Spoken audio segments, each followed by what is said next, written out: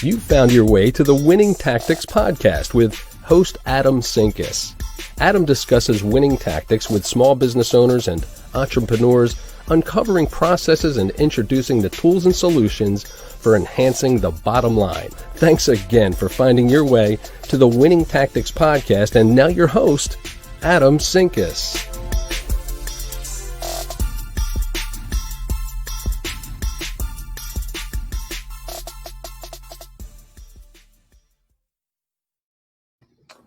What is going on, everybody? Happy Thursday, May 21st. The only reason I know what day it is because I took the opportunity to look at the calendar on the bottom right-hand corner of my computer screen. I am excited today. A couple of reasons. First and foremost, not the exciting reasons of my guest, but first and foremost, StreamYard has finally updated and connected with LinkedIn and got everything set up so I can see all of your wonderful comments and splash them on the screen straight from the StreamYard platform. So I'm super excited for that. So drop some awesome comments in there today so that we can see those and pop those up on the screen as they come in. But more importantly, I am excited to have my guest today, Lucas Root. Lucas is your go-to for why we should be working from home. So we are going to dive into that really heavy today. Lucas, tell us a little bit about who you are and what you're about. Awesome. Thank you, Adam. I'm really excited to be here. So I spent 2 decades working on Wall Street. Right in the middle of that 2 decades, this is a story I haven't told yet, so you guys get to hear it first. I got the worst case, no kidding, the worst case of poison ivy you can possibly imagine. September 2011, the hurricane came through. I went for a run. Somehow it got into, I don't know, maybe I breathed it in or something. So it got inside my body and I was stuck at home. With a poison ivy case that lasted for 2 months. Now, you've all heard from time to time about the ruthlessness of Wall Street. But let me tell you, if you're expected in the office and you're stuck home for 2 months, you are at very real risk of losing your job. So not only did I have to be able to succeed while I was working from home, but I had to be able to show that I was performing at or above the levels that they could expect from me while I was at the office. And so that was sort of the kickoff, 2011, of me really starting to dive into and get good at working from home, create routines, to level up my productivity and maximize my capacity to produce not just work, but really high quality work, continue to drive my projects and drive my success across the work that I needed to do. 5 years ago, I decided that it was time to launch my own business. And so now I consult with large brands, and working from home is one of the things that has made that possible. Awesome. Appreciate the exclusive story about how you got to where you're at today.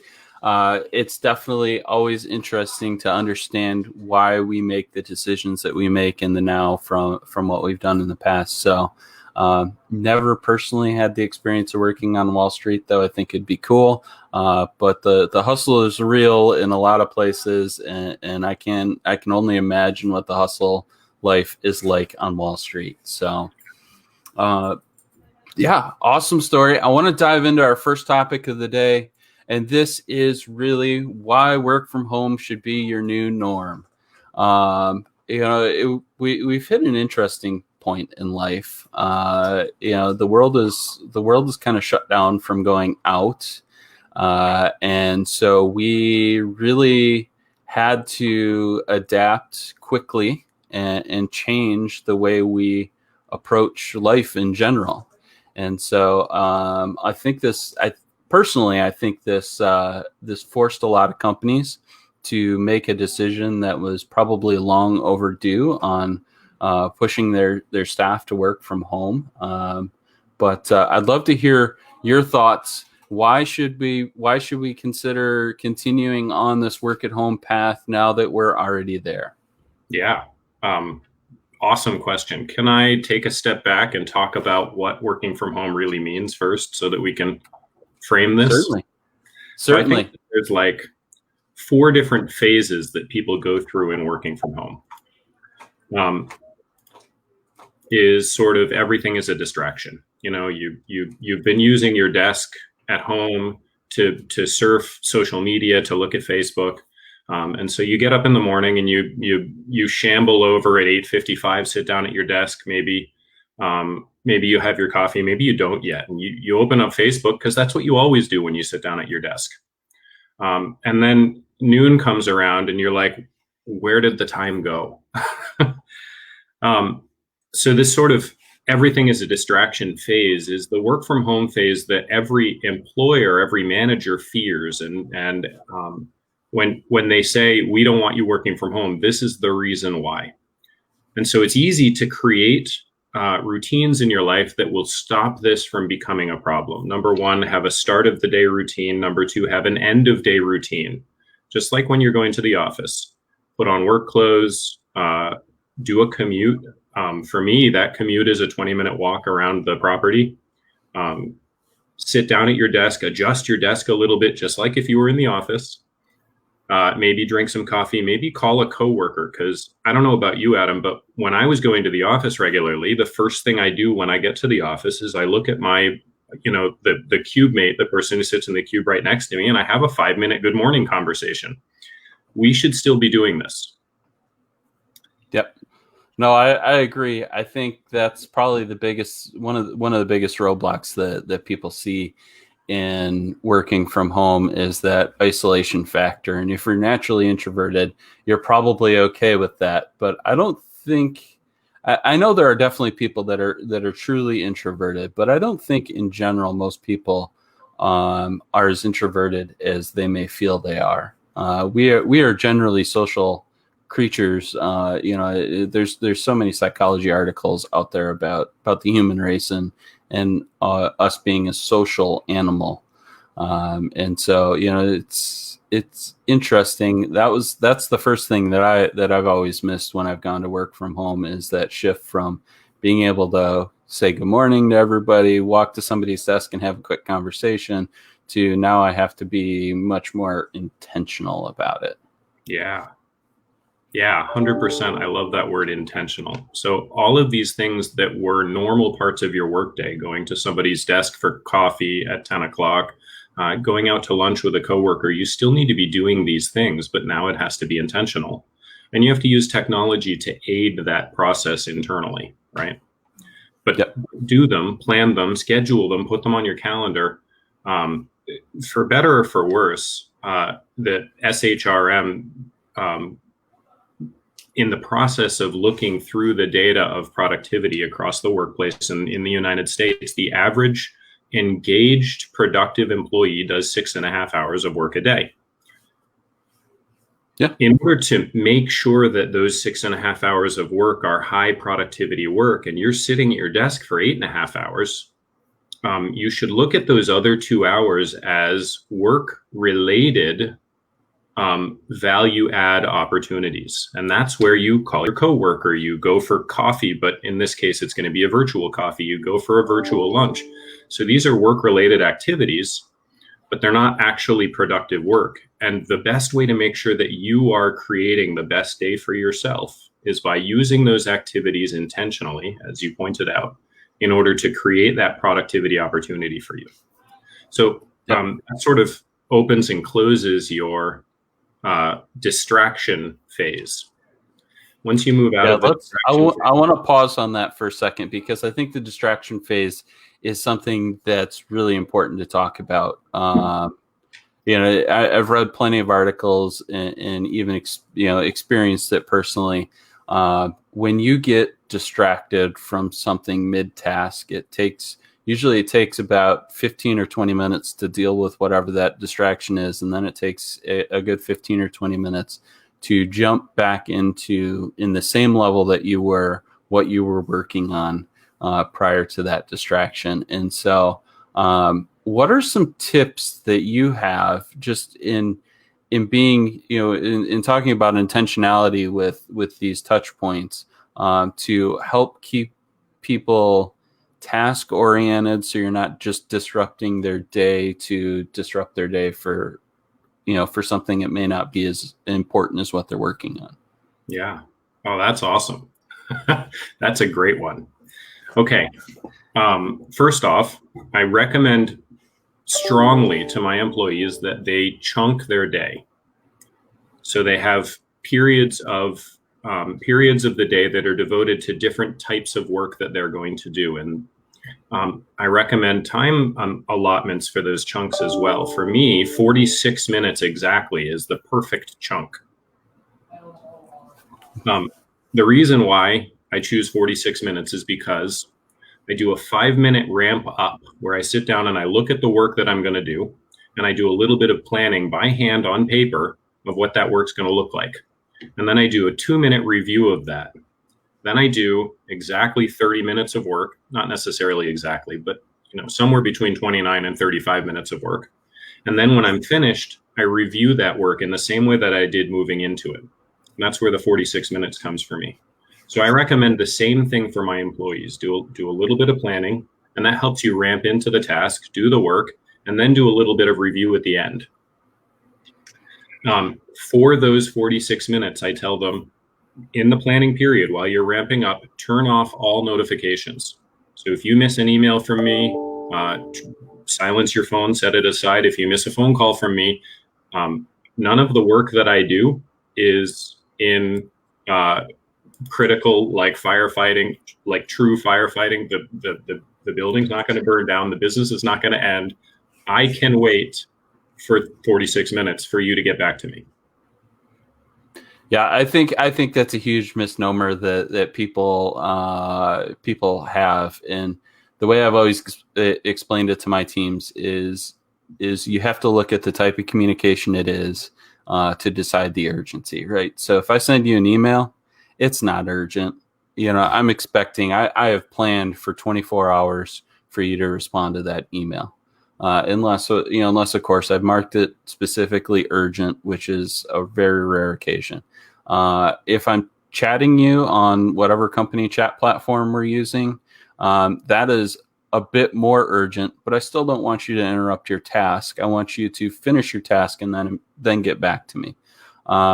If I am calling you, now we're starting to get a bit more urgent.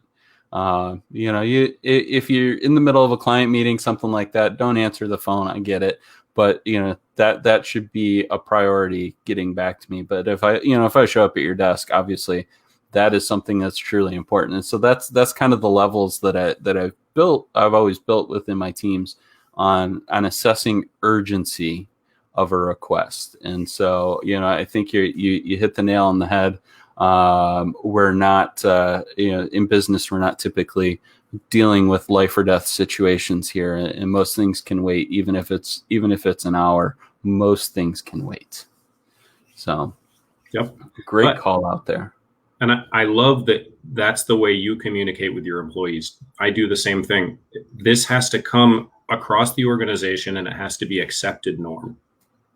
Yep, exactly. Yeah, I think that's a big miss that a lot of companies make is you have isolated practices within that communication space of what's acceptable and what's not. So you're spot on with it. Needs to be something that's broad, something that's applied to the whole company.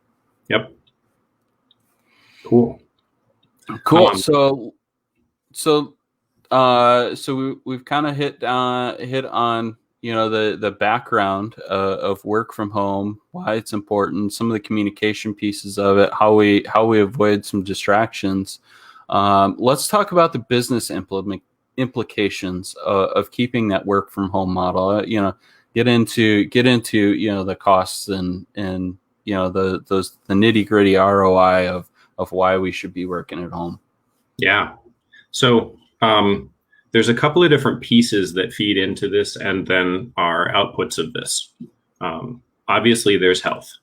And so right now with the pandemic going on, the health concerns of showing up at the office are relatively significant. But there's always been a concern. If you look at epidemiological data, the longer that you commute, the shorter your life expectancy is. It's a direct correlation. So if you've got a commute of 20 minutes, it's probably not going to impact your life expectancy significantly. But who has a commute of 20 minutes? If you live in a major city, nobody. Even if it's like 3 miles away, it's at least 20 minutes. Yep.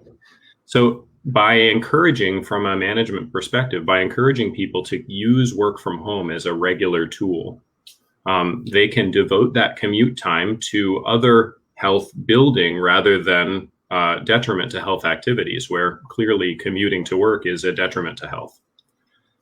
In addition to commute, when you're at home, you have control over your water quality, your air quality, and your food quality, which when you're at work, I presume that most employers work relatively hard to have high quality water, food, and air. But each employee themselves doesn't know. We don't know. And if you're leasing your space as an employer, you may still not be in control of that. Yeah. No, I think that's important to call out as well, especially when you're talking about, large office centers. While the building may have all those controls in place, proper ventilation, filters, all that kind of stuff that they need to have from an air quality standpoint and cleaning services and things like that. You still have, I've worked in call centers with as many as 500 or 600 people in them, right? It's still 500 or 600 people that are all coming from a different place that you don't know, what kind of germs, bugs, things that they might track in with them that are not in the best interest of your health. Yeah.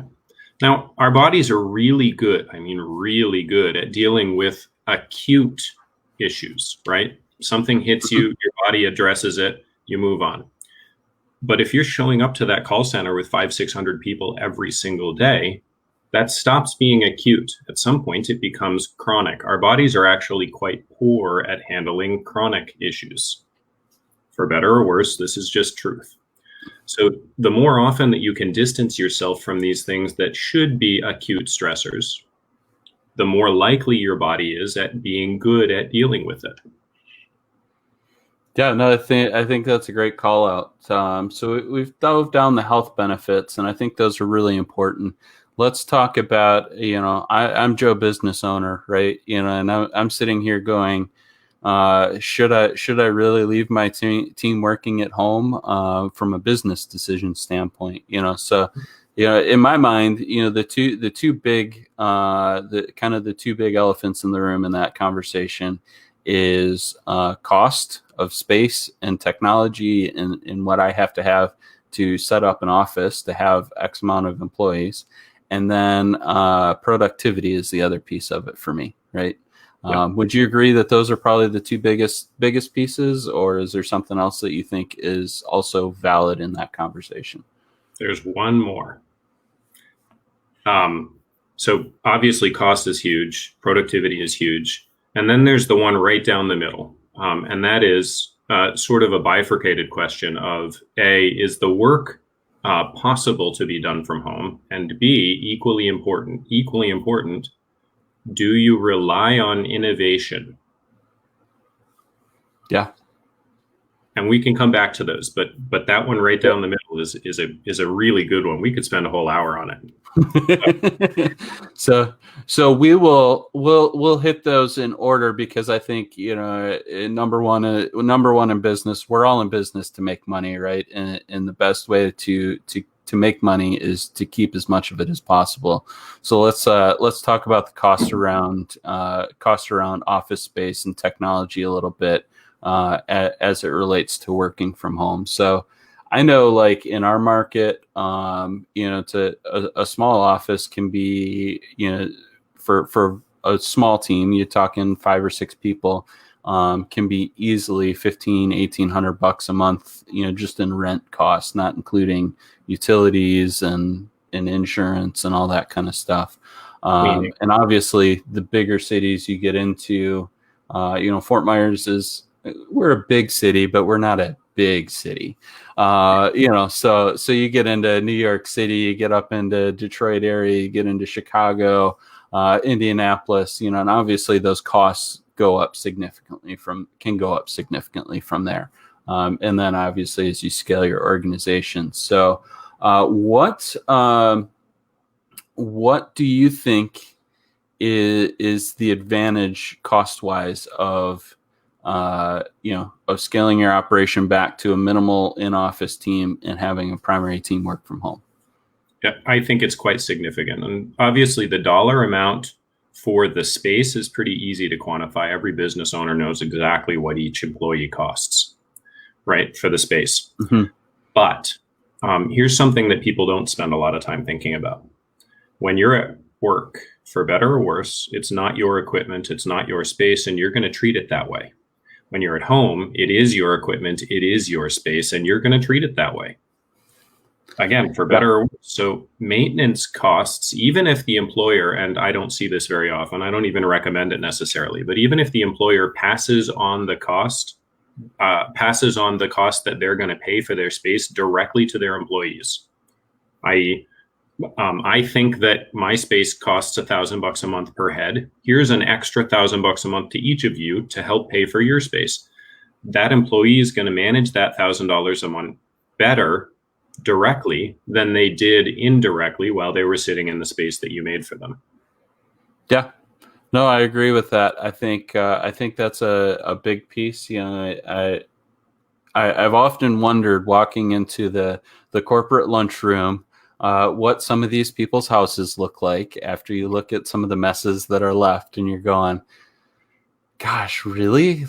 But I've never thought of it from that perspective of ownership of the space and how you care for space that you own versus space that you're just occupying, for lack of a better way to state it. So, what about technology costs, right? So, obviously, even though you're working from home, most employers are going to provide your basics, right? A computer, any kind of core technology that you need. But now, they're maybe giving you a stipend on your internet bill, but not always.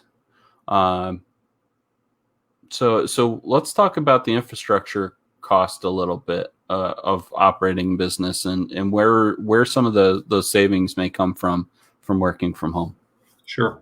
So again, maintenance costs are going to go down. The employees are going to be more careful with their equipment, partly because it's in their space, partly because it's so much more of a pain in the butt to get maintenance on a device that's not in the office. Yeah. And the employees know that. They don't want to not be productive, at least most of them, right? They want to be able to sit down, get a good day's work done, and feel satisfied at the end of the day. Yeah. So maintenance costs go down. Back-end technology costs are actually going to go up a little bit, at least initially. There are a couple of different things that employers should plan for. Yes, a little bit of a stipend to help your employees have the right level of base technology in place, right? So the right level of internet. I don't know about you, but before this all started, no joke, I was on DSL. I'm a huge technology power user, so if I don't have the fastest internet package out, I'm scraping because we have too many devices doing too many things all at once. So now I can't do DSL anymore. It's just not okay. So I had to upgrade my internet capacity. Yep. Excuse me. I also had to upgrade the data capacity on my cell phone. Yeah. Makes sense. So there's the base level of technology that the employees are going to need, but then there's also the back end stuff that the employer is going to need to provide. So, an enterprise access to Zoom or StreamYard, whatever tool it is that they want to use to be able to bring all employees together for virtual co-location. Mm-hmm. New term, just coined it. Virtual co-location. I love it. You heard it here first. Virtual co-location. Things like the daily stand-up that happens at whatever time you start your day, let's call it 9:15. Those things need to continue happening. You need to continue to encourage your employees to actually be standing during the daily stand-up. But you're going to need technology tools to be able to make that work, right? Yeah. And so that back end infrastructure needs to be in place. Additionally, you might need to bring in additional tools that have sort of gone by the wayside a little bit in business, like bring back the admin. Mm-hmm. So when you're doing a lot of virtual stuff, people are probably less likely to be taking good notes. And at this point, virtual admins are a very good, well-used industry. Work with a virtual admin, have them start taking notes for your team. Make sure, and again, now that you're online, it's really easy to bring in somebody from, let's say, the Philippines to be taking notes on your meetings. Mm-hmm. So it I'm doesn't gonna give a selfless plug here because I have fallen in love. I don't know if you've ever heard of the Rocket Book. I lost it. There it is, the Rocket Book. So this is a notebook that is fully erasable and is set up to work with the Rocketbook app, so you can digitally upload your handwritten notes straight into whatever digital platform works for you. So it has become my life because it helps keep all those notes that I take so much more organized. But selfless plug, Rocketbook, if you're listening, I'd love you to come support the show. Let's talk about it. Yeah, I'm in full agreement. Having somebody dedicated to take notes, virtual assistants. There's so many people doing virtual assistant work now, whether it be international, national. You can find whatever model works for your business from a cost standpoint and an availability standpoint. Super easy to do. Fiverr, Upwork, all those are great platforms for that. So, yeah. I love it. So that is going to cost a little bit extra, but the value that you're going to get out of that is enormous. Mm-hmm. I personally use OneNote for managing the flow of ideas across my business. And so OneNote, I think, would work really nicely with Rocket. Yep. Yeah, you can load your Rocketbook note straight into OneNote. It's awesome. Yeah. So. That sounds like awesome. I need to go buy that. Absolutely awesome. So let's shift gears a little bit. We've talked a little bit about some of those costs that you might incur. I do want to mention that one of the big costs that you will save on as you shift your team from work from home is facilities costs. Basic things like toilet paper, creamer, sugar, coffee, all that kind of stuff. All those costs are going to reduce for your business. So, so you're going to balance out a lot of costs, and really you can probably run quite a bit leaner with a work from home team in that respect. So, let's shift into that middle ground a little bit. Let's talk about the technology implications and how that kind of plays into the productivity piece. So what are your thoughts on technology and feeding the productivity machine? Because that's the other ultimate goal here as we hit this middle space. There's two different things going on here. If you as an employer work hard, and this sort of goes back to what we mentioned before, if you as an employer work hard to create a framework and empower your employees to work within that framework, then technology is going to increase productivity significantly and quickly. And so that framework, a good example of it was chunk your time and then work within the bounds of how important a message that you get inside that chunk. Yep. Right. So turn off your email for 46 minutes every hour. Yeah. Yeah, no, I think that's great. What are some of the technology tools that you use in your organization? I exist almost entirely on Microsoft Suite, okay. And then my cell phone, and I use them differently. So Outlook manages my calendar. However, I do not use Outlook to manage my time chunks. I use my cell phone to manage my time chunks. They have to be separate. The reason is the time chunks that I use in my cell phone, it's 5 minutes of planning to ramp myself into a task. Mm-hmm. So I put a 5-minute timer, and it's really easy to build this out so that you put the 5-minute timer, you press go. As soon as it's done, then you click on the 30-minute timer, you press go. So it really only takes a a little bit of setup in the front end and then a half a second to actually do it. And as you get into the flow of using your time chunks, it's not even a distraction. It's just a piece of how you flow. But because of the way that I use that flow, I just press the button and move on. And when I do that with Outlook, what happens is I start to skip meetings because I press the button and move on. Yeah, no, I am with you. I use tasks in our project management software. I have my own dashboard of tasks outside of our project tasks that I use to manage all of that and manage my time around all of that and schedule them and all those things so that I can be dedicated to them. I think it's an absolutely phenomenal tip. Let's we're going to push forward just a little bit further here and talk about the productivity piece, because one of the things I've found is that most organizations fear, and I've read this in several articles and had some conversations with people about it, is that when I send my team to work from home, they are going to become less productive.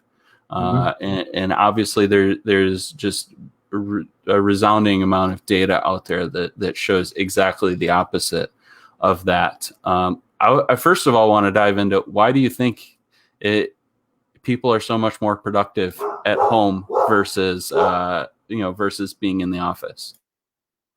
So there's a couple of things that really matter quickly, and that is changing the way that you interact with your day, right? So instead of commuting to the office and building up stress in the morning in that commute and making sure that you hit your time goals, et cetera, you can use that time to, instead of build up stress, you're building up resilience to stress by taking a walk, maybe spending a little bit of extra time with your kids.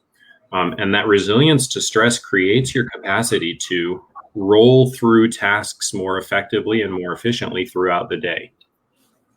Number one. Yep. Number two, when you're at home, again, assuming that your employer empowers you to work within the right kind of framework, when you're at home, you're much more in control of your time. And to the extent that matters to your productivity, which when you do it right, it matters a lot.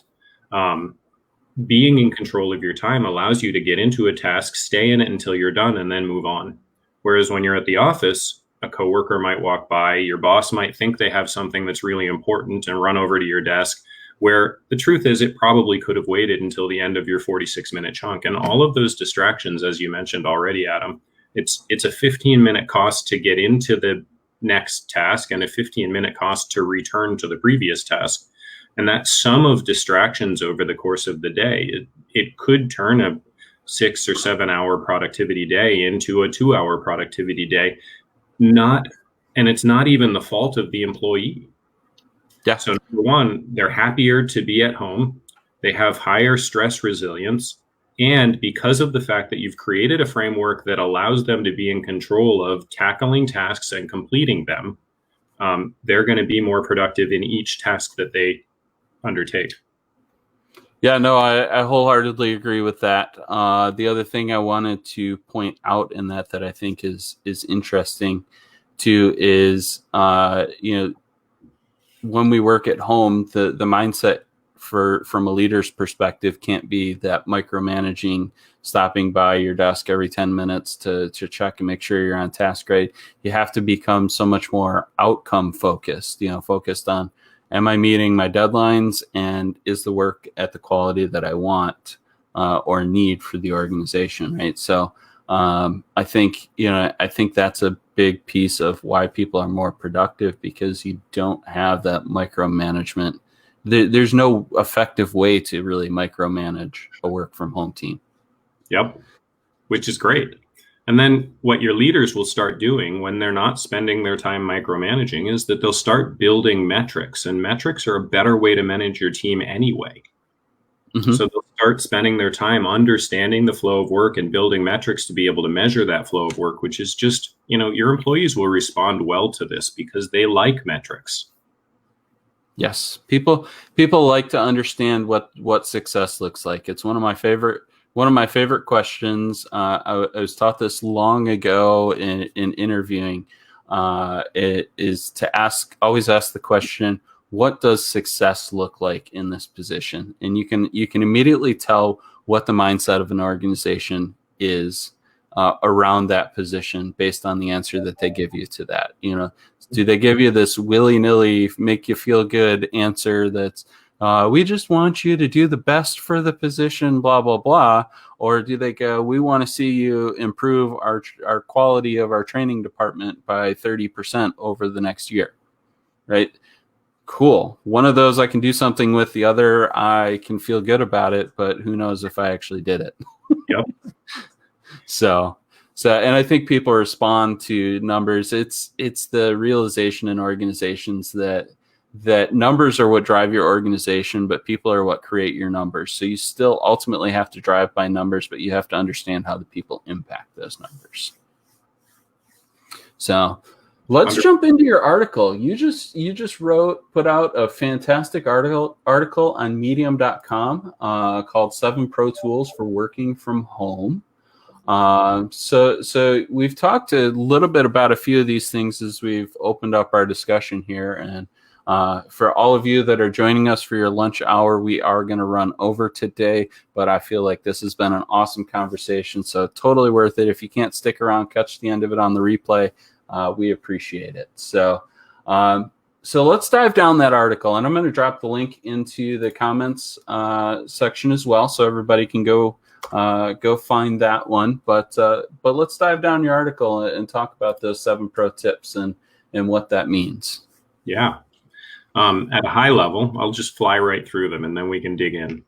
At a high level, build a routine to start your day, build a routine to end your day. Often forgotten, ending your day. Build a routine around the breaks that have to happen within your day. And we talked about this already. Yep. Segregate your workspace. This is hugely important. Your body responds to things like, this is my work desk. I sit here only when I'm doing work. When I'm not doing work, I get up and I leave the work desk. Even if I need to use my computer for things that are not work, honestly, personally, I pick my computer, I use a laptop. I pick my computer up and I take it into my living room and I do the non-work stuff on my laptop in the living room.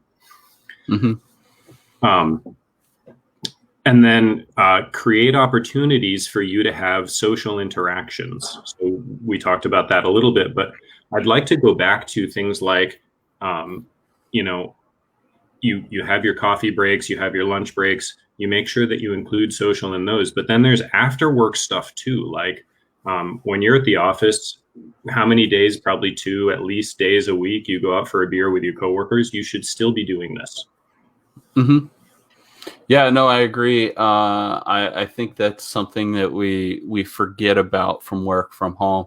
And it doesn't even mean that you have to actually physically go to them. Obviously we're in a global landscape, right? Zoom, Facebook now has a groups video thing.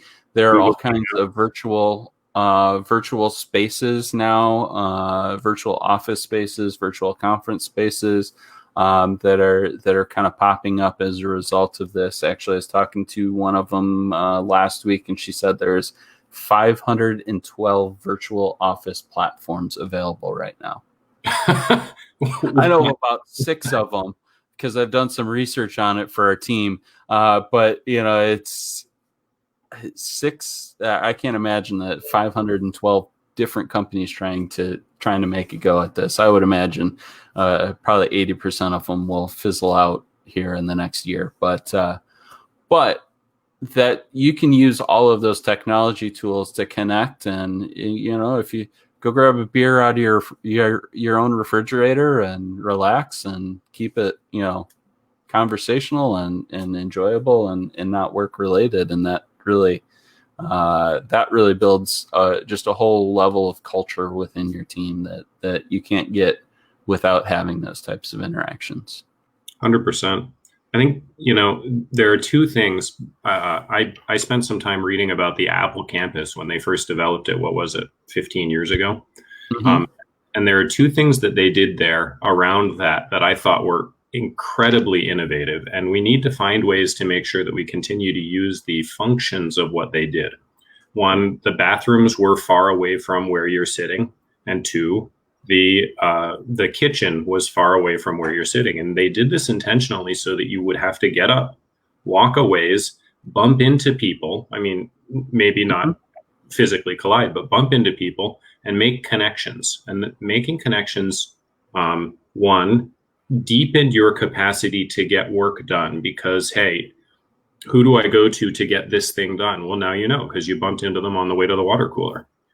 Yeah. And two, it deepened the probability that innovation would occur. Yeah, no, so it's funny you mentioned Apple, right? Because I at one point in time worked in one of their call centers, and so I've actually been down to the Apple campus in Austin. Huge nerd moment for me. Very, very cool place, and obviously for privacy and protection, I can't talk a whole lot about all the cool stuff that I saw inside the campus, but you're right. I mean, the way they lay out their buildings, everything is very, very intentional to create different interactions.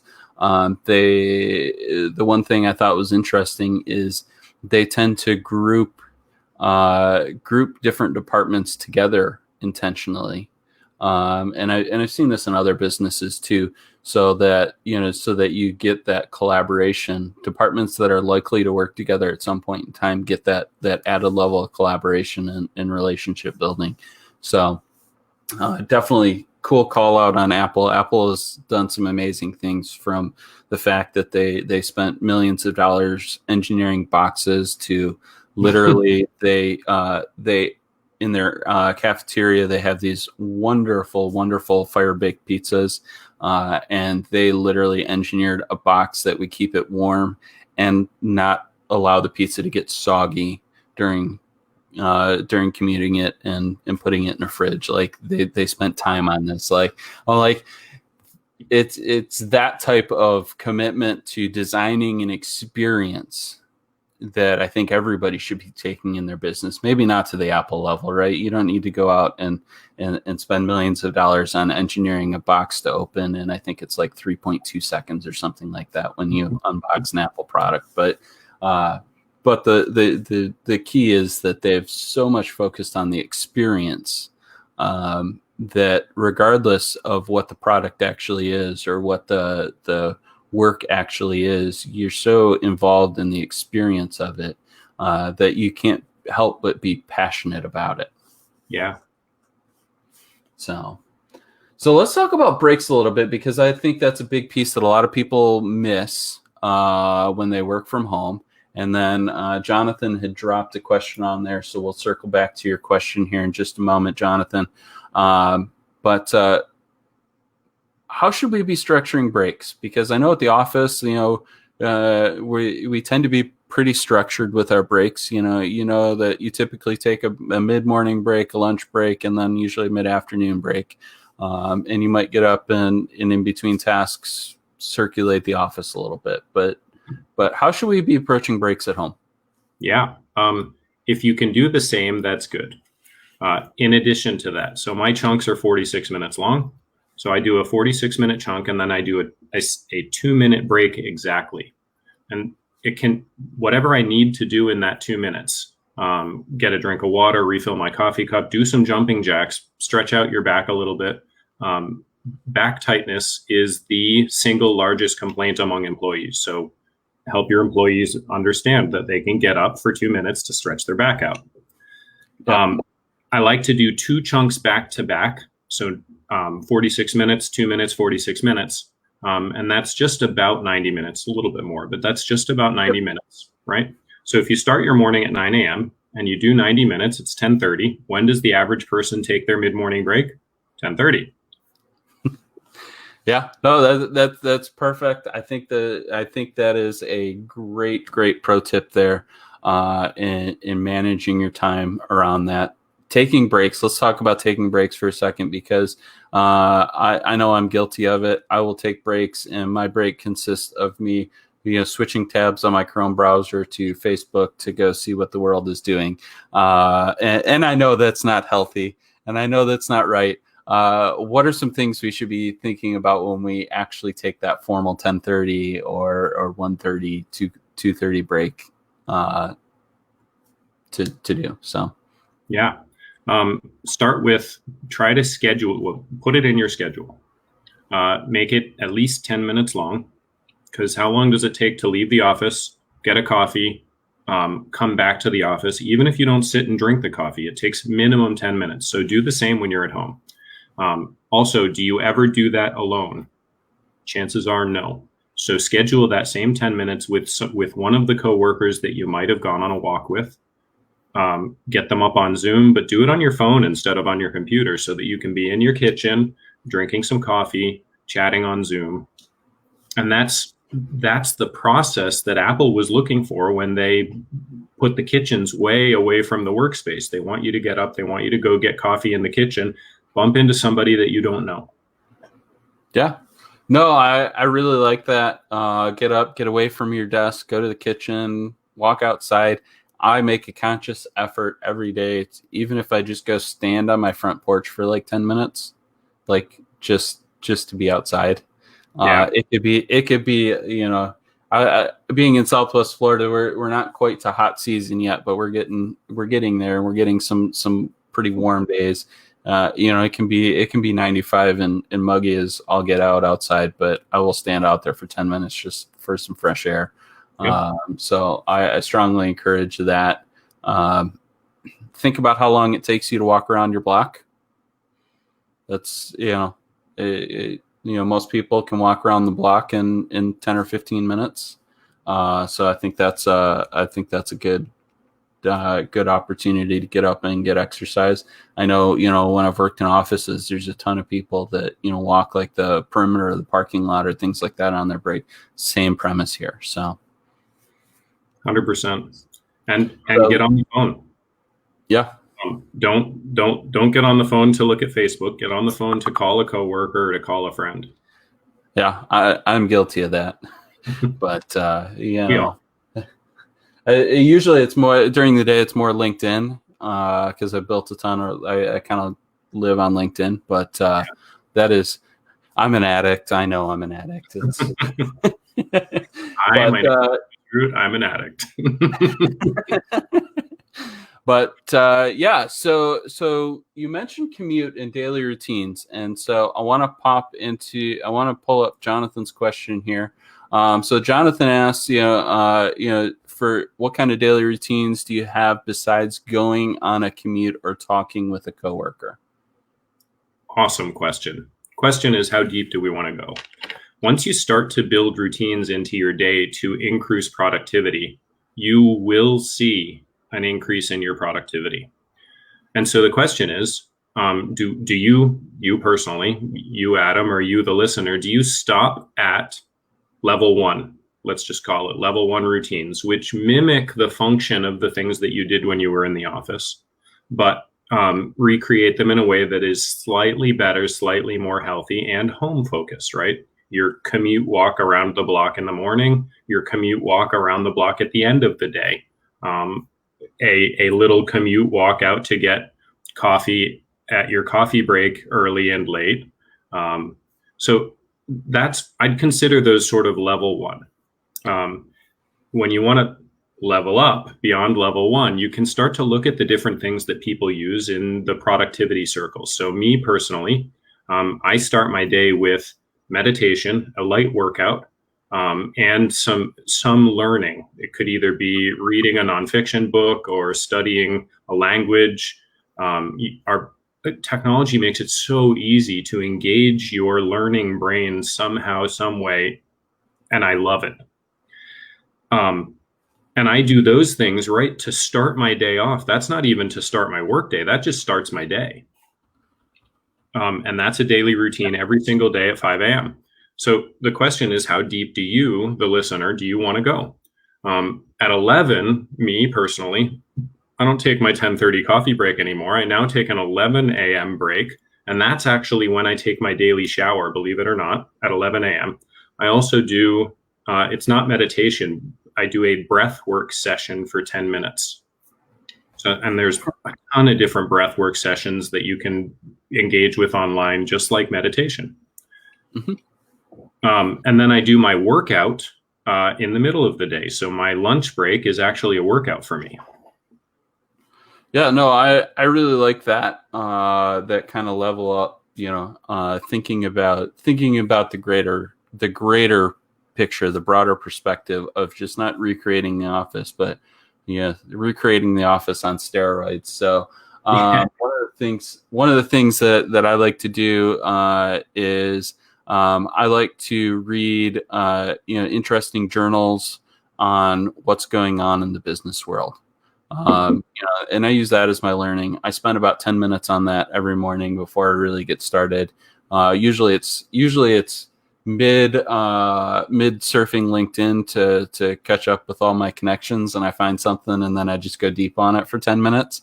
But I always make it a point, if I didn't find something interesting, I will go find something interesting and learn about that for 10 minutes. So I think that's really, really important. And the reason I focus on the 10-minute thing is because it's not a significant amount of time, but it's enough time to learn something.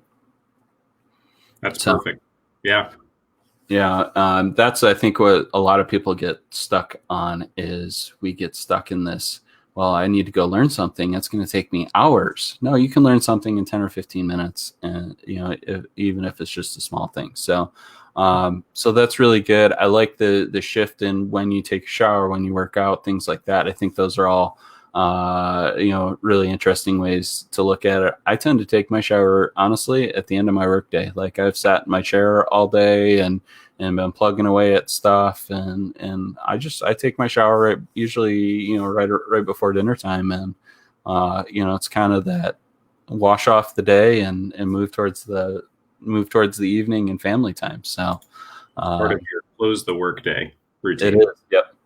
Yep. So we are getting towards the end of time. We are actually way over the normal time that are on these, but I thought this was an incredibly, incredibly important topic. So I want to kind of wrap up. And one of the things I always wrap up with is your final thought on what you think is that one most important tip that everybody should remember or take away, the big rock that everybody can take away from our conversation today to really excel at working from home. Yeah. Awesome. Let's call it a 2-step.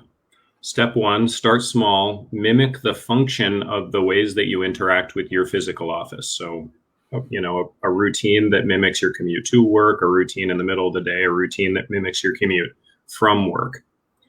And then number 2, once you get into the habit of that and just sit in that for 3 weeks, let it stew, set it up and let it stew. Once you get into the habit of that, start to mess with it a little bit in positive ways. See what you can do to move your shower around, move your workout around, make that when you start to individualize it. And that's when you're really going to start to ramp up your productivity gains. Awesome. Everybody can do it. Awesome. Yeah, no, I definitely appreciate that. I think if we sit in status quo with everything that we're doing, we sit in a flat space where we're never going to grow. So great point and perspective there. I definitely really appreciate your time. Like I said, this is a really, really interesting topic to me because it is going to become the new norm, whether we want it to or not. I don't think we have much of a choice on this one. Just looking at the short-term outcome here of what the next year or so looks like.